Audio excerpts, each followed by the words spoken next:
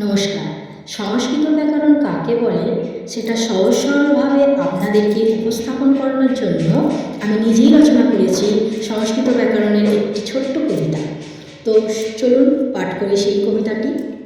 শোনো মন দিয়ে এ কেমন কথা, যে শাস্ত্রে মেলে ভাষার বার্তা, শব্দের সে ঘর কেমন করে রচে, প্রকৃতি প্রত্যয় সব কিসে বাঁচে, যে পাঠ করিলে জ্ঞান হয় সারা, ভাষা শুদ্ধ হয় ঘুচে ভুলো ধারা, পড়ালেখা হয় যে নির্মল, যে শাস্ত্রে থাকে সকল কৌশল, তাই ব্যাকরণ এ তো নয় শুধু নাম, তাই ব্যাকরণ এ তো নয় শুধু নাম, ভাষা শেখার এক নতুন বিজ্ঞান, এ হলো এক নিয়ম, এ হলো বিধান, ভাষাকে বাঁচায় করে মূল্যবান।